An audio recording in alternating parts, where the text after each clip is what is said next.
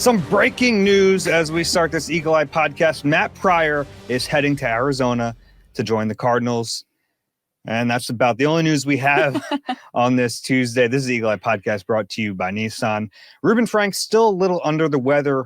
He'll be better soon. He's starting to turn the corner. So hopefully later in the week, you'll get his thoughts on all of the Eagles moves that haven't happened yet. But Ashlyn Sullivan, kind enough to join us today. Ashlyn, how are you? Stepping right in.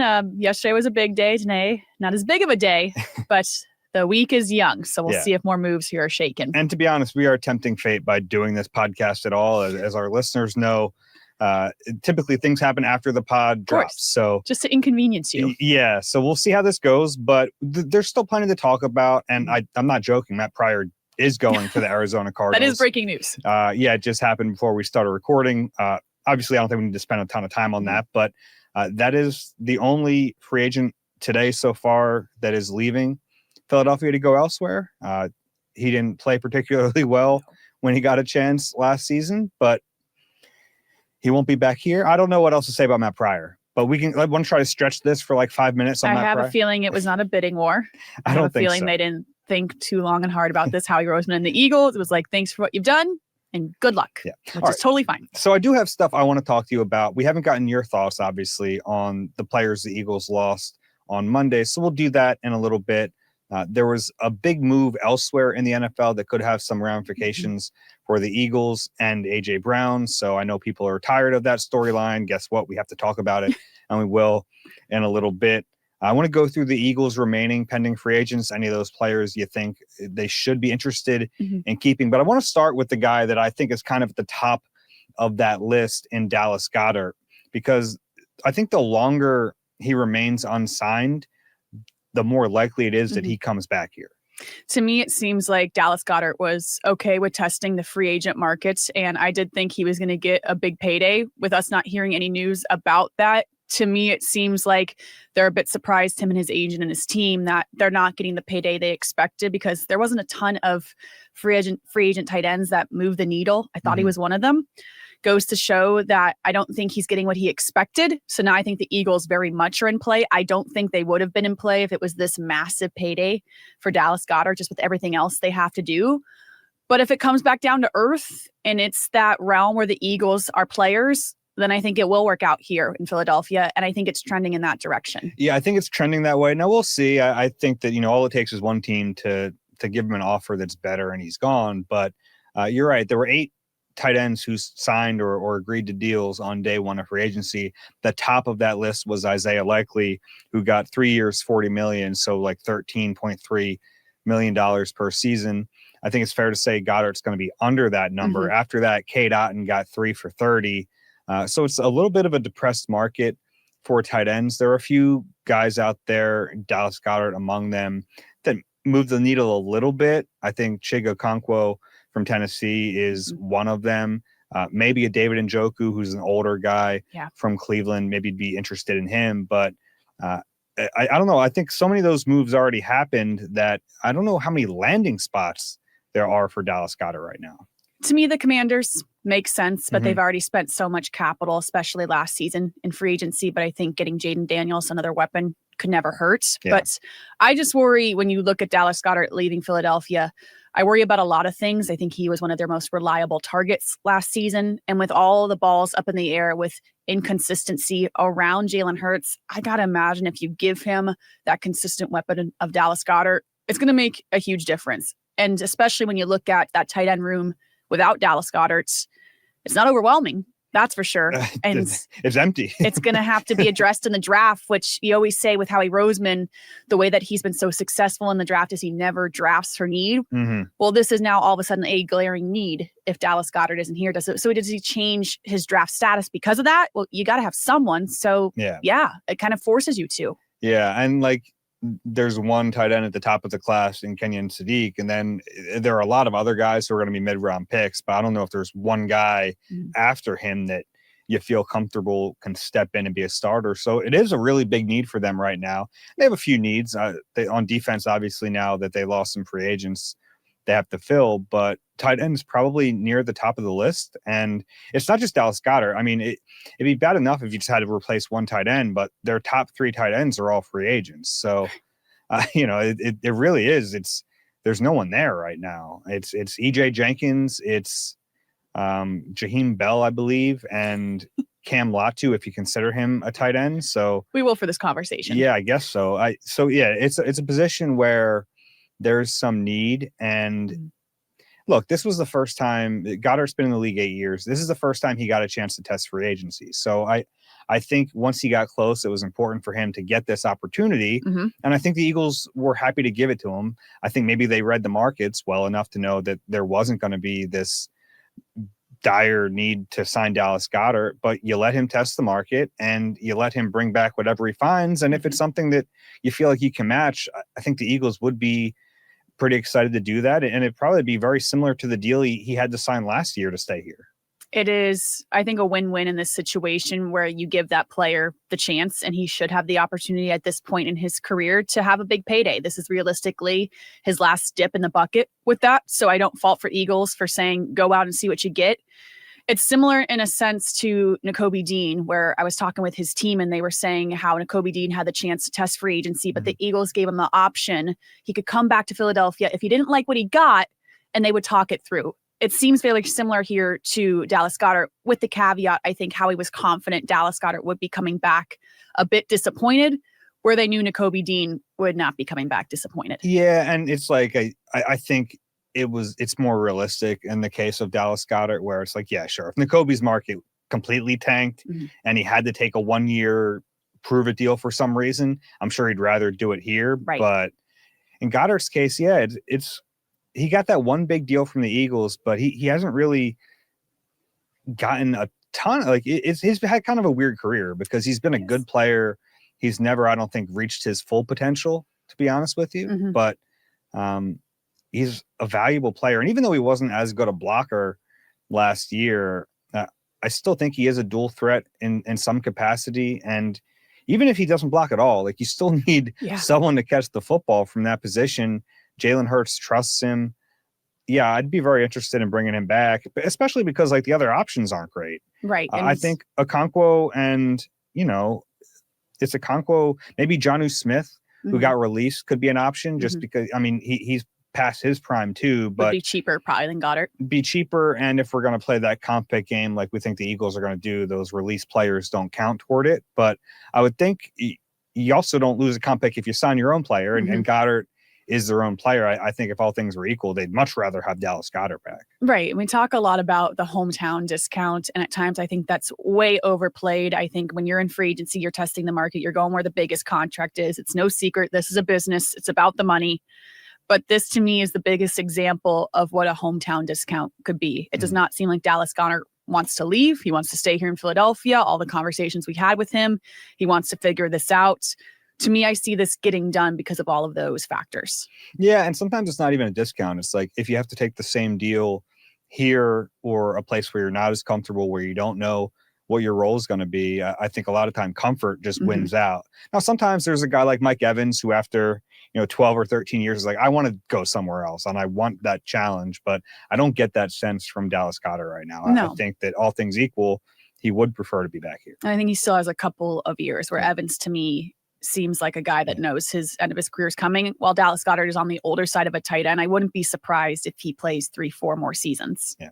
And the other thing about this too is the Eagles had, I'm sure, budgeted a lot of actual money to spend on Jalen Phillips. Yeah. And I wonder if that's burning a hole in their pocket a little bit. Now, it wasn't burning a hole enough to sign Reed Blankenship to what wasn't a super prohibitive deal.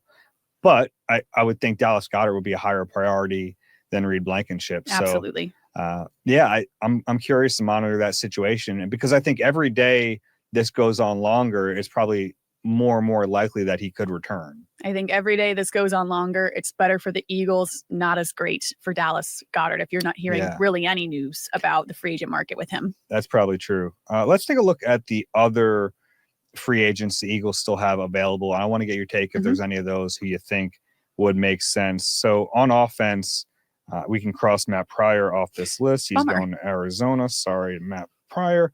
All right. So the list of offensive free agents: Fred Johnson, Brett Toth, Grant Calcaterra, Kylan Granson, Sam Howell, AJ Dillon, and Ben Van Sumeren. Who's a restricted free agent? He's going to become an unrestricted free agent. I don't anticipate them tendering him coming off that injury. But of those names, is there any one in particular that you think would be a good guy to have back? Fred Johnson stands out to me. I think that's a guy you got to bring back. I think he's going to be desirable other places. I actually saw on Instagram that he was with the Dallas Cowboys the other day. So Fred Johnson, it just gives the Eagles so many options. Very rarely can you have a player that you somewhat trust in a plug-and-play situation at multiple positions on the offensive line. It gives them that option as that 6 offensive lineman we saw a lot last season.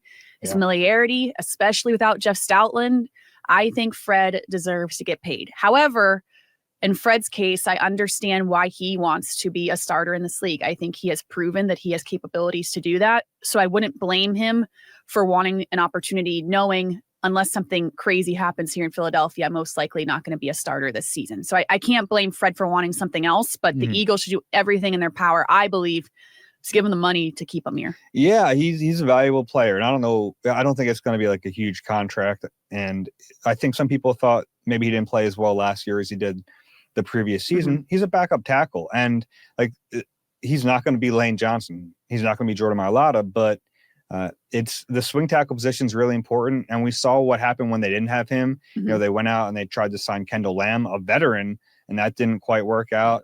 And I think one of the more puzzling decisions of the 2025 season, when we look back at it, came in week 3.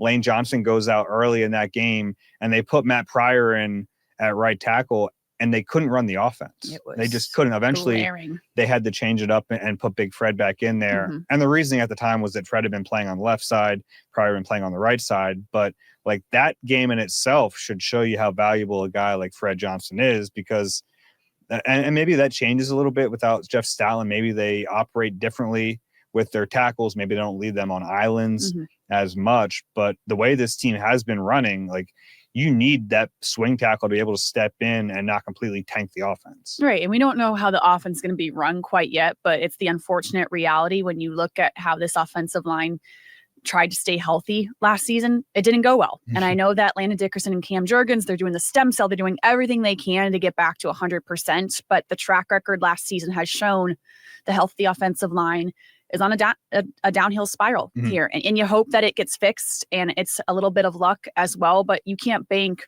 on this offensive line running like it did 2 seasons ago, when you saw when one guy goes down last season, how it can completely unravel the offense. Yeah. And that kind of brings me to Brett Toth, because, you know, he's been around for so long.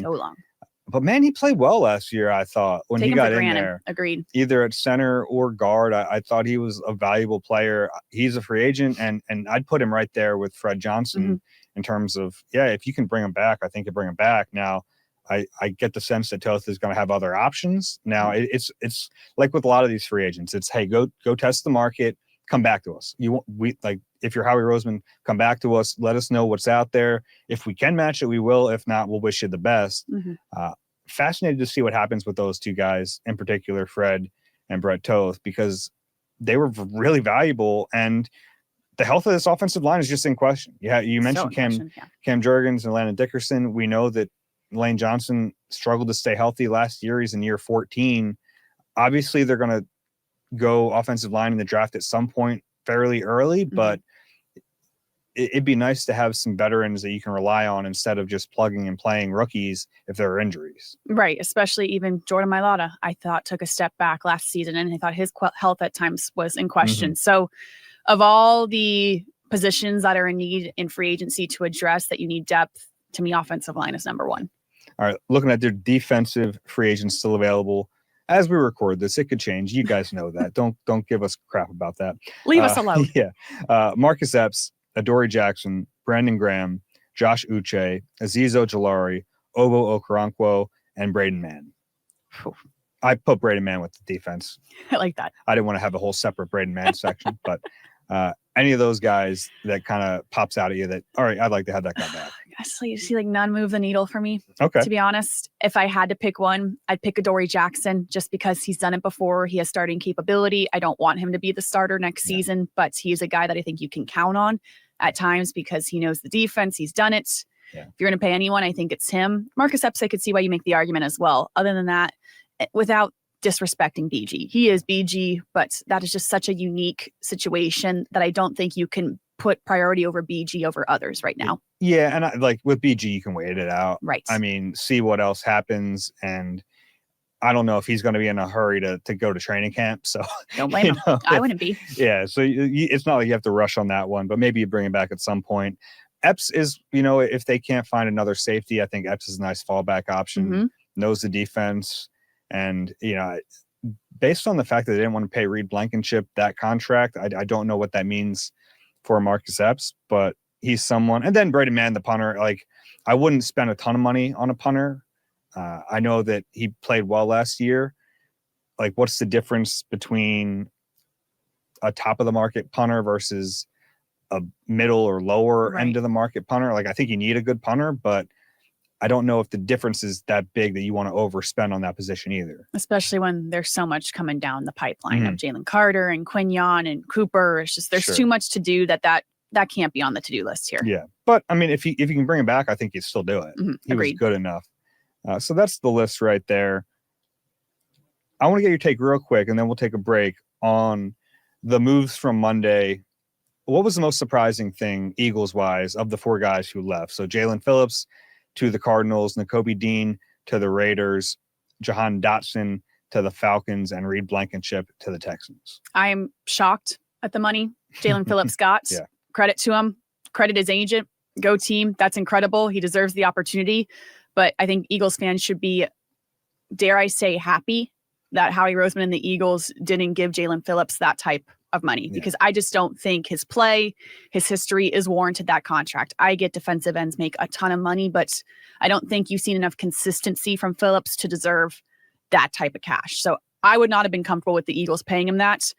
While I'm not surprised Nakobe Dean left, I think that is the biggest impact the Eagles will face. I get why they had to do it. You spent a first-round draft pick on Jahad Campbell. At some point, you got to let him fly. But I think you're going to see a drop-off from Nakobe to Jahad just because of how young Jahad is. I think there's going to be some hiccups here. But I get why at some point you have to pull the trigger here and just do it with spending a first-round pick. But I think you're going to see a downplay of Zach Bond as well, because I think with Nakobe on the field, Zach Bond could elevate his play. And I think that's going to hurt the Eagles defense. I get why they had to do it, but it's going to hurt. Yeah, that's fair.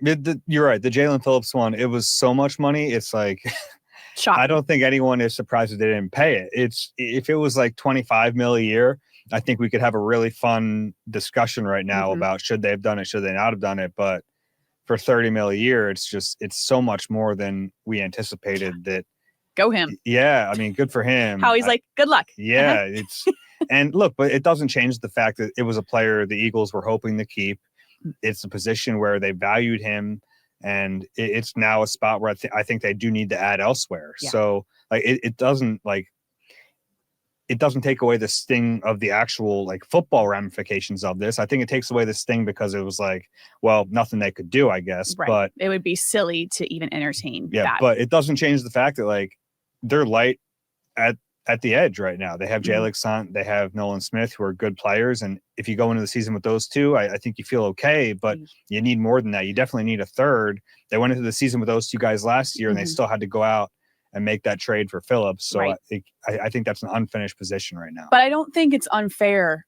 Jalix, I think, is progressing so well. I don't think it's unfair to tell Nolan Smith, hey, you got to up your game here. Like, you are supposed to be the guy. You are supposed to be the key starter, the poster board material. And I just don't think Nolan has been unavailable because of injuries. But even when he's on the field, I don't think he's that blockbuster player that he's capable of. So I don't think it's crazy to say if they don't address this, you're telling everybody we expect a higher ceiling from Nolan Smith. Yeah, and I think they're going to pick up that fifth-year option for him, but I don't think it's funny, before this last season, we were talking about, man, they're going to have to pay Jalen Carter and Nolan Smith long-term extensions this offseason.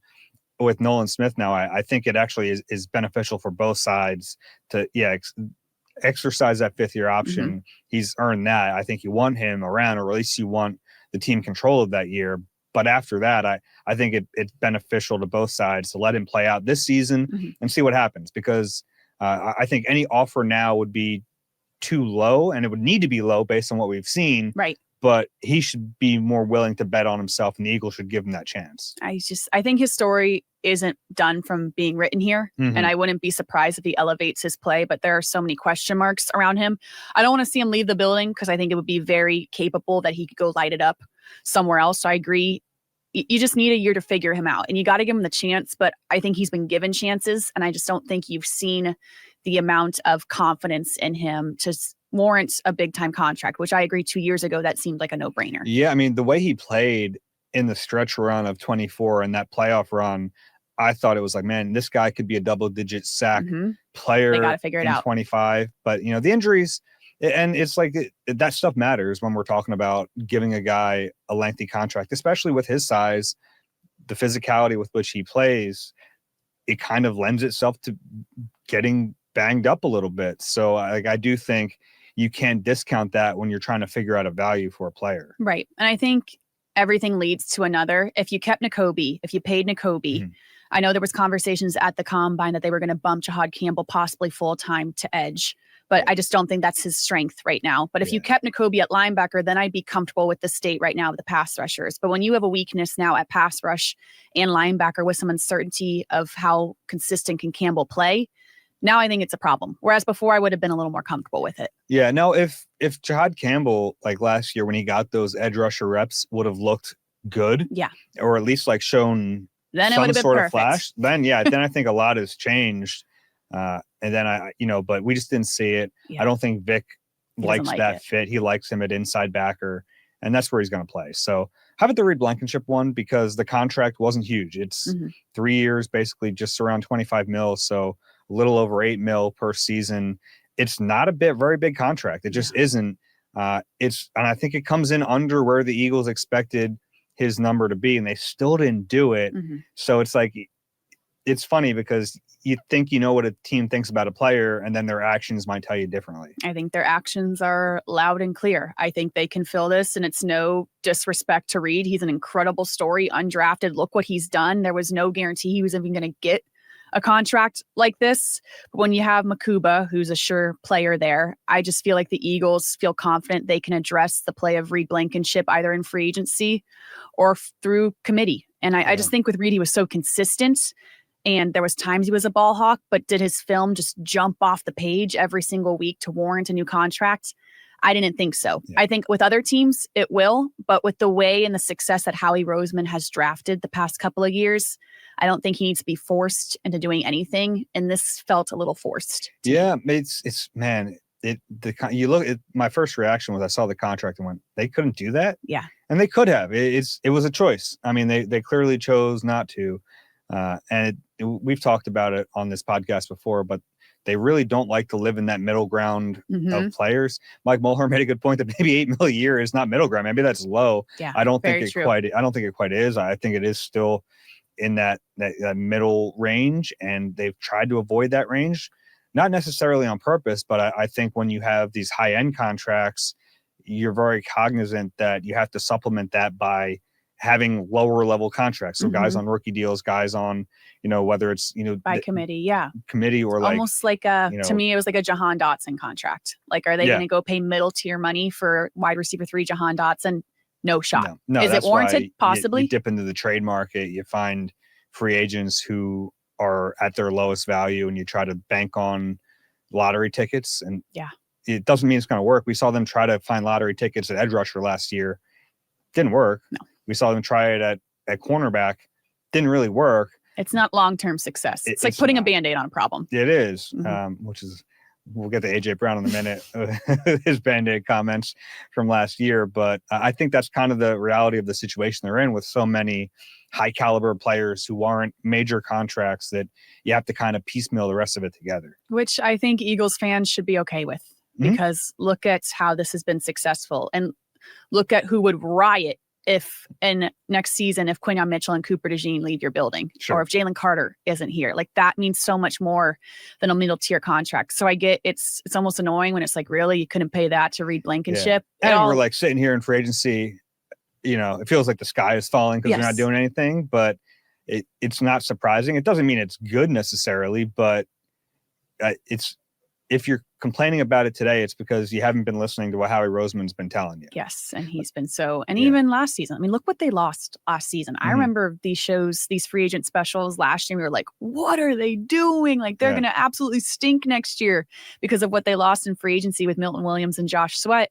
They went from the 2nd overall defense to the 5th defense. And that was with an offense that was atrocious last season. So I think you just got to trust Vic Fangio, got to trust Howie. They deserve that trust with what they've done the past couple of seasons. And I think too many teams force it. I think the Panthers are forcing it right now. Man, that contract felt like we're going to pay whatever. And that's we're a desperate. dangerous place to live. We have to be relevant. And I just think the Eagles have deserved the respect they don't have to force anything.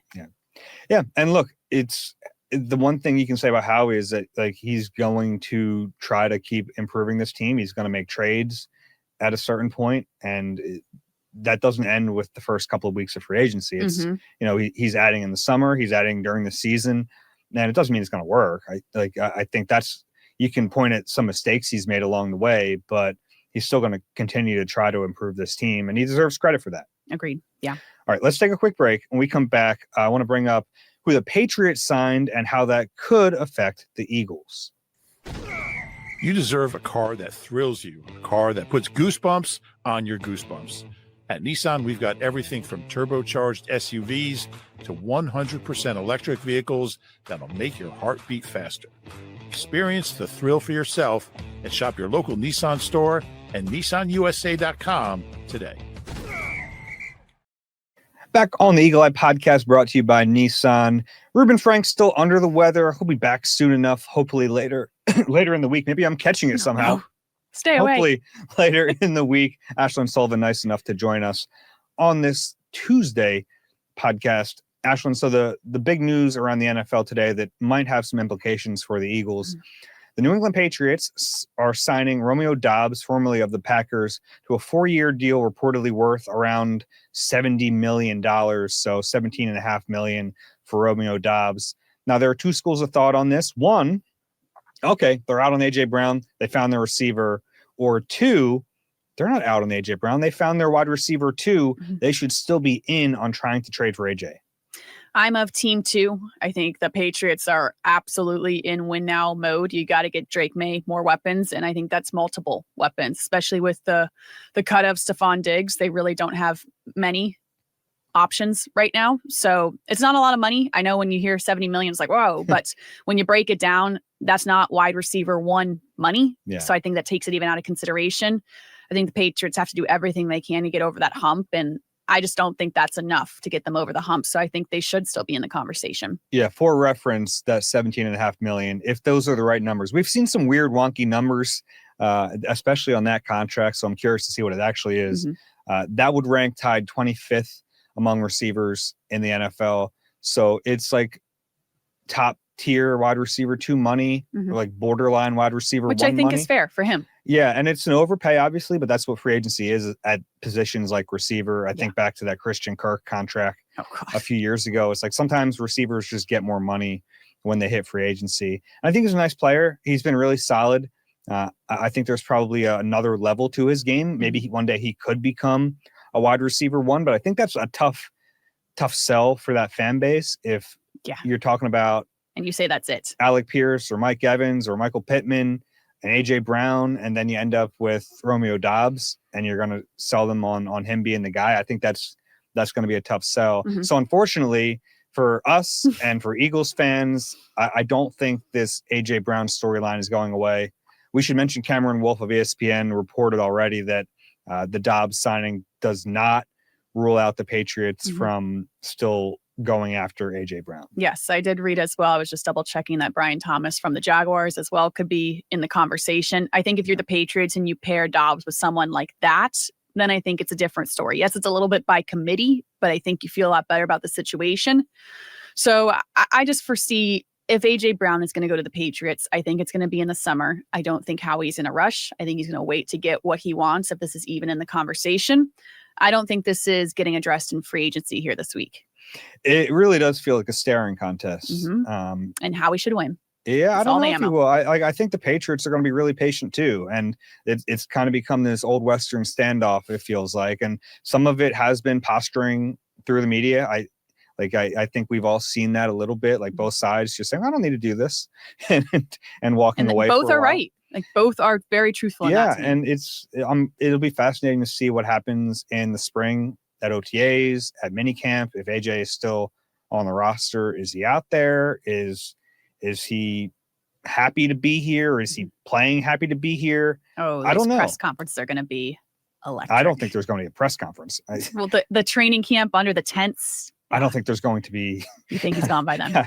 Well, I mean, I don't think they will make him available, even if he is here. But yeah, it's a thing where you can't do that. If you're going to be here and be part of the team and talk. Yeah. You can't. If it's going to be like that, then it can't be. Well, it takes me back to the 2021 season a little bit, where Zach Ertz, we all thought he was going to get traded. I mean, it looked like he was going to get traded. He didn't want to be here. The Eagles had Dallas Goedert waiting in the wings. He had been waiting for that opportunity to be the top tight end. But Howie Roseman didn't blink, and they never got an offer until the middle of that season that they thought was worthwhile.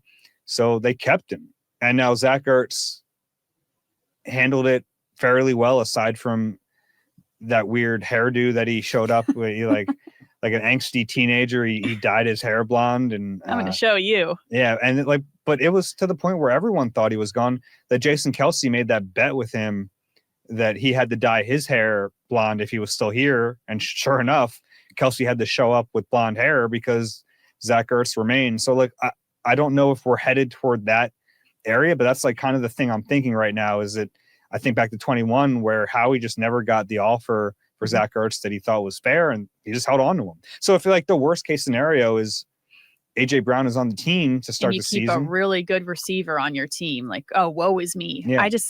I just don't think this is as intense as it seems, as people are making it seem. I think it's on AJ Brown to make the best of a situation here. It was very clear what he wanted last year, the AO chants in the stadium. He wants to be the guy. He wants to be the household name receiver. I don't think when he got the opportunity, he played to that level. So if I'm Howie Roseman, I'm asking AJ Brown to raise his ceiling, and I'm sticking to my price, because why are we giving away this player for nothing? Yeah, it'll be fascinating. And look, I get it if you're tired of this storyline. We all are. But the one thing I will push back on is I hear a lot of it's all media driven. I really don't think it is. There's too much smoke around it. National reporters, well-respected reporters, giving you both sides of a potential trade. I think there's too much there to say that it's completely a figment of someone's imagination. I think there's real smoke here. Now, if it happens, I don't know if it's going to happen. I still think he's not going to be here, but there's clearly something going on. I think the conversations are truthful. I think both teams should engage in conversations and get the most out of it. What I think is the media smoke fire is everything we hear that media is the one fueling that AJ Brown is a distraction and he's a terrible teammate. Yeah, that's not true. Every chance I get, I go to bat for that. I think he's still very well liked in the room. I think he's frustrated with his opportunities.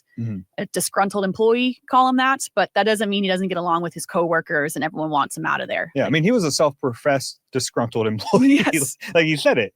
But you're right. I think that has been overblown because... And for some reason, it's the media's fault that it's this narrative that he's not liked in Philadelphia. Yeah, no, and I mean, gosh, his teammates love him. They still do. He's a very popular guy in that locker room. I don't think it was the distraction for anyone else that he was unhappy. Now, I think he was almost a distraction to himself because his level of play dropped off. That's fair. And I think he wasn't able to focus through being unhappy at times last year. And I think that showed up when you watched him play. I don't think that's... But is Jalen Carter upset because AJ Brown didn't speak to the media for 6 weeks? No, you better go talk to them. Come on. Yeah. We just overplay the distraction thing, I think, a little much. I think that's fair. Yeah. The last thing I wanted to hit real quick, there was a report from Jane Slater about the Nakobe Dean sweepstakes and how close it was with the Dallas Cowboys.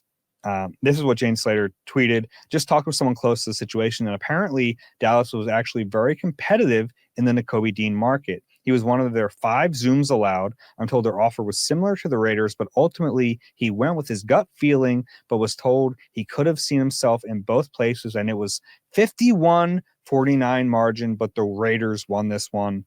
At least it tells you Dallas is trying. Great for Dallas. Wow. Very funny that, I thought that would have been a great landing spot for him. Agreed. Ultimately, Made all the sense in the world. I really do like him with the Raiders and combining with his teammate Quay Walker from Georgia. What do you make of that? Did you think Nakobe was going to end up in Dallas? I did. I felt very confident in that. And talking with his team, they were saying there was multiple teams that were very competitive for him. So I don't even think it was just Cowboys and Raiders. It was multiple teams in the conversation. I thought the familiarity with Christian Parker and just overall, Nakobe could have been that solidifying piece. And I think the Cowboys need a piece like that on every single level of their defense. I could see the argument why maybe he gets more opportunities with the Raiders, who simply don't have much. He is their guy now. And I think Nakobe wants to be the guy, and rightfully so. I think it's very cool that he's going to play next to Quay Walker. Yeah. That's a great setup for him. It's a game changer. And like we talked about on the last pod with Mikey Moles, it's like the perfect thing for Eagles fan because you get to still root for Nakobe Dean. No one wanted to see him go to Dallas. That would have really been a stinger. It would have been tough. So I think this works out as well as you can hope. Agreed. No, I'm happy for Nakobe. I mean, that's a guy that a lot of people can root for. There was no guarantee he was going to get this big payday with all the injuries he faced. So he is a feel-good story. Unfortunately, it's just not here in Philadelphia. Well, thank you, Ashlyn. I appreciate your time here today. Rube will hopefully be back later in the week. So feel better, Rube. If you want to send some questions, it's eagle@nbcuni.com. If you want to send a question using that QR code, hit the pause button as you're watching YouTube, send it that way. If you enjoy the Eagle Eye podcast, please do us a favor, rate and subscribe wherever you get your pods. If you're watching on YouTube, click the like button and subscribe there as well. Look, we just wanted to give you a Tuesday pod, our normally scheduled podcast. There hasn't been a lot of news. Once there is news, there'll be another pod. You guys know that. For Ashlyn Sullivan, I'm Dave Zangaro. This has been Eagle Eye, presented by Nissan. We'll talk to you soon.